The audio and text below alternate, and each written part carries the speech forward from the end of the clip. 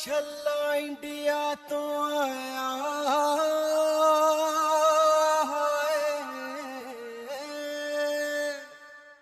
I'd like to greet you with a special greeting of peace, something that you're already aware of, Om Shanti. And firstly, yes, absolutely the foundation of peace and spirituality is being able to center within. We have a very simple expression. It's not a mantra, it's a phrase that we use to describe what's going on in the world. And it says, inside out.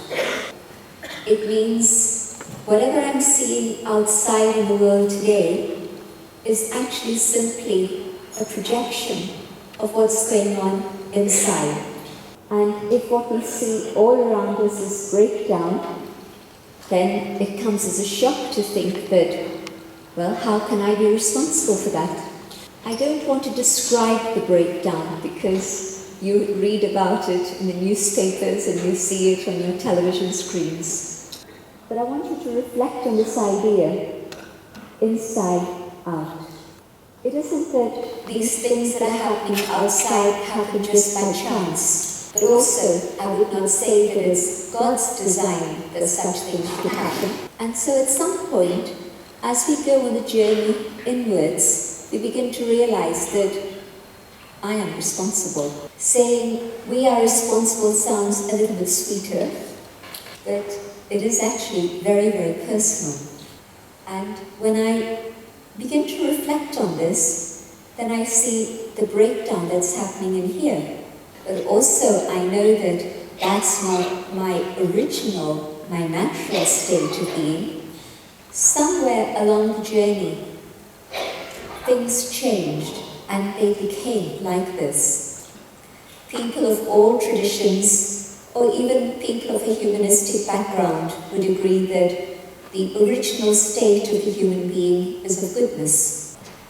Which means that at the start of my journey, there was peace, there was goodness, there was truth.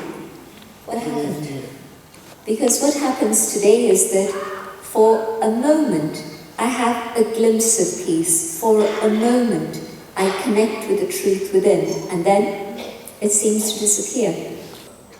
And what's happening for most of the time, when we have a gathering like this, it's different, it's special. But for most of the time, we find that there's a state of chaos going on in here. It's difficult to manage the mind. I don't want it to go to the past, I don't want to worry about the future, but both things pull me. I want my mind to be stable, loving, benevolent, and it goes in a different direction. I want my conscience to be so clear that it's able to be my guide and show me my destination. And yet, at times, there is that diamond clarity, and yet, at times, there's confusion. I've mentioned just two aspects of the inner world, but when I look at all the different layers of the self, then we've moved away from that original truth. And I would say that there is only one reason that this has happened. We forgot our spiritual identity. Identity. Just a simple switch of identity. A recognition of who I am. But of course I want you to think about not just your nationality identity, but the inner identity. And the identity of the inner being is the identity of being a child of the divine. This costume is simply this, through which I play a role on the stage. That I am a being of light here within this frame. In a world that's become completely materialistic, everything is identified with matter, including this matter. And so I've lost touch with the light that I am. I've lost touch with the truth and the peace, which is my own original state of being. And when we have a gathering like this, we're reminded that this is who we are. That what I see externally is just simply the instrument but I am that inner being, and each one is also that light. And so the materialistic society is very much something that we've created. And so I like very much the concept of simplicity that was shared earlier. Making that journey inwards, there is contentment within. And in that state of inner peace, there is fulfillment, contentment. I don't need to be chasing things out there. And in a very natural way, my life becomes simple. One of the burning issues of our times is climate change. Nature didn't make that happen. We made that happen. But we can also undo the damage. But again, it starts with me, not with governments, not with the United Nations. When I'm willing to simplify, then I reduce my carbon footprint. And together, as we learn to clean out our hearts and our minds, we can also start seeing how to clean up Mother Earth. It's not possible for me to have peace, or for the world to have peace, whilst it's a materialistic society of injustice. It's not possible to experience peace whilst we continue to exploit the earth and continue to have aggression and violence toward the earth. So on the one side, I'm seeing that peace is simple, but I'm also seeing that peace is totally connected with all the issues of the world today. And yes, when I create peace truly within myself, my contribution towards the world will be to make the world a better place. Is it possible for me to have peace whilst there's even one person that I cannot forgive? If I want to truly clean out the soul, then forgiveness is a requisite. In English, this word is good. It's a factor of giving, forgiving. And if I forgive, I'm not doing the other person a favor.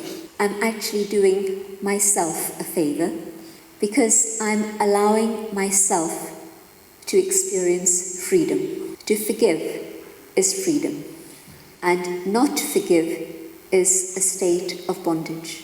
And not to forgive even one means that sorrow and bitterness stays in my heart and poisons my heart. I have to allow God's love to reach me, so that then the suffering that I carry, the wounds that I carry, can be healed. So that today I can let go and have nothing but good wishes for all. And then I can be peaceful and contribute towards creating a world of peace. There's a third aspect that I want to underline now, and that is the subject of time. We can look at it in so many different ways, but I'm not talking about physical time. I'm talking about time in the sense of how history moves.